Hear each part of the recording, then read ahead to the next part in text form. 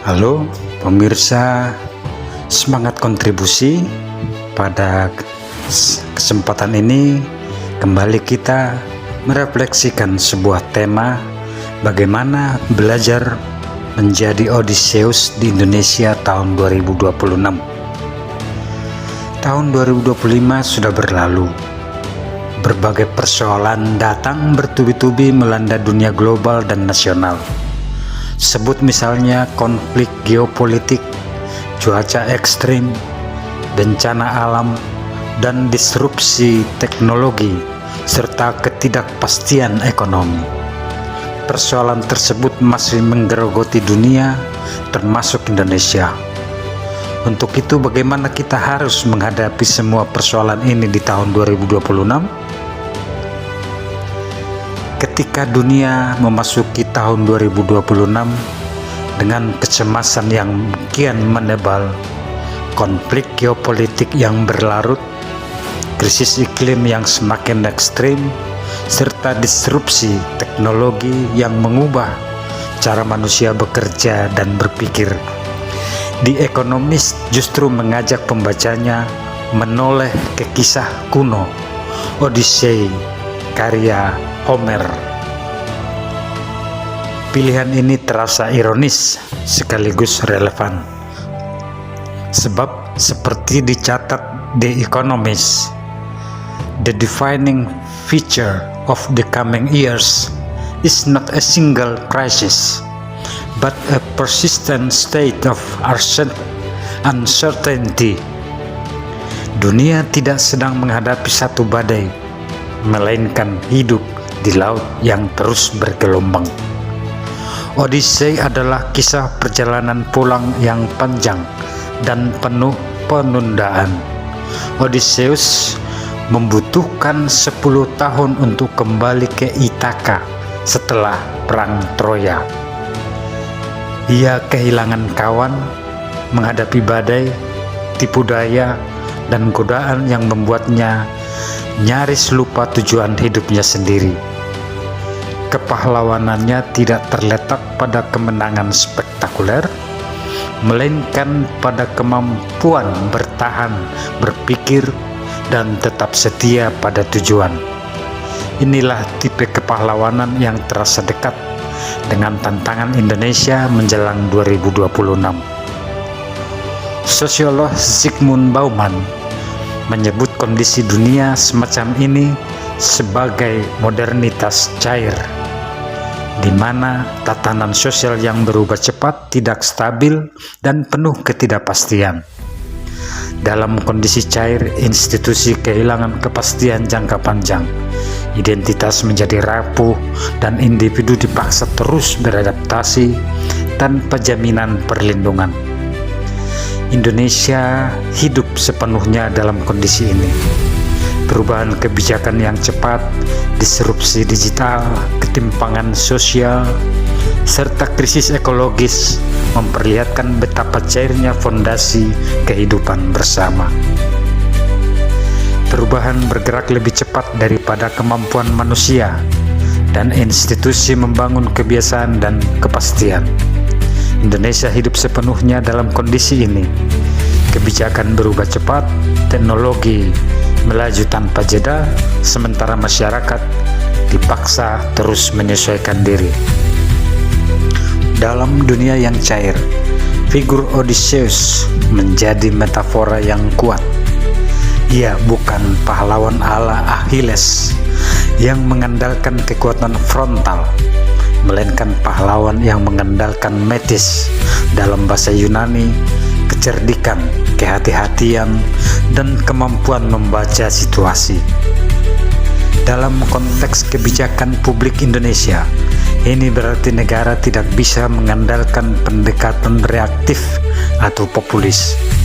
Persoalan pendidikan, kesehatan mental anak, kecerdasan buatan, dan krisis ekologis membutuhkan kebijakan adaptif yang berpijak pada nalar dan etika, bukan sekedar kecepatan atau pencitraan. Episode Sirene dalam Odysseus memberikan pelajaran simbolik yang kuat. Odysseus tahu Nyanyian sirene mematikan. Ia memilih mendengar tetapi juga mengikat dirinya pada tiang kapal. Ia menikmati suara tanpa kehilangan kendali. Dalam bahasa kebijakan publik, ini adalah metafora tentang pembatasan diri yang sadar melalui regulasi. Indonesia hari ini menghadapi sirene modern, euforia teknologi digital, eksploitasi sumber daya alam, dan ekonomi atensi. Maksudnya ekonomi atensi merujuk pada kondisi ketika platform, media, dan teknologi bersaing untuk merebut, menahan, dan memonetisasi perhatian manusia. Dalam dunia yang dibanjiri informasi yang langka, bukan informasi, melainkan perhatian. Tanpa regulasi yang kuat, seperti perlindungan data anak, etika AI, penegakan hukum lingkungan, negara bisa terpesona oleh janji kemajuan yang justru menghancurkan masa depan.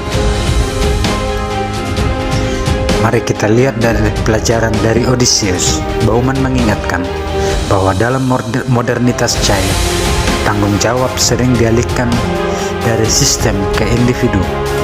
Warga dituntut adaptif, tangguh, dan mandiri, sementara akar masalah, ketimpangan, regulasi lemah, pasar yang liar, tetap tegak, tidak tersentuh. Dalam konteks ini, menjadi Odysseus berarti negara berani mengikat diri pada konstitusi dan keadilan sosial, agar perubahan tidak menjadikan warga menjadi korban. Tujuan akhir Odysseus juga patut direnungkan. Ia tidak mencari kerajaan baru, melainkan nostos, artinya pulang ke rumah. Dalam konteks Indonesia, rumah itu adalah kesejahteraan rakyat, keutuhan sosial, dan kelestarian lingkungan. Pembangunan yang mengorbankan alam, pendidikan yang mengabaikan kesehatan mental anak, atau transformasi digital yang memperlebar kesenjangan justru menjauhkan kita dari rumah bersama. Seperti diingatkan Bauman, kebebasan berinovasi tanpa perlindungan sosial hanya melahirkan kecemasan kolektif. Menariknya, ketika Odysseus akhirnya tiba di Ithaka, ia tidak tampil sebagai pahlawan penuh kemegahan. Ia menyamar sebagai pengemis, mengamati, mendengar, dan menilai sebelum bertindak. Ini adalah kritik halus terhadap politik modern yang gemar tampil cepat dan keras. Dalam konteks Indonesia, kepemimpinan publik ke depan membutuhkan kerja sunyi, kebijakan berbasis data dan empati, serta keberanian mendengar suara kelompok paling rentan.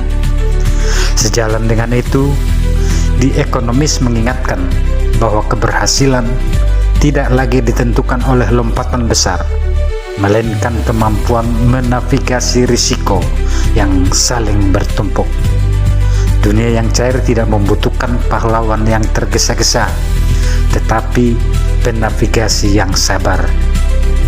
Tahun 2026 akan menuntut negara hadir bukan sebagai penonton perubahan, tetapi sebagai penunjuk arah. Dalam dunia penuh guncangan, seperti ditulis di Economist, majalah yang berbasis di Inggris, in an age of shock, resilience matters more than speed. Daya tahan lebih penting daripada kecepatan. Odysseus mengajarkan bahwa bertahan bukan berarti pasif, melainkan aktif menjaga arah di tengah badai. Indonesia tidak kekurangan energi dan kreativitas. Yang sering hilang adalah kesabaran, kehati-hatian, dan keberanian untuk mengikat diri pada nilai. Belajar dari Odysseus, kepahlawanan hari ini bukan tentang menaklukkan dunia global, melainkan tidak kehilangan kemanusiaan, keadilan, dan rumah bersama. Di tengah modernitas cair ini, menjadi gaya Odysseus adalah teladan dan pilihan etis, baik bagi individu maupun bagi negara. Demikian refleksi kita kali ini. Klik like, subscribe, dan komen, serta bagikan ke teman-teman sehingga makin banyak orang tercerahkan. Salam kontribusi.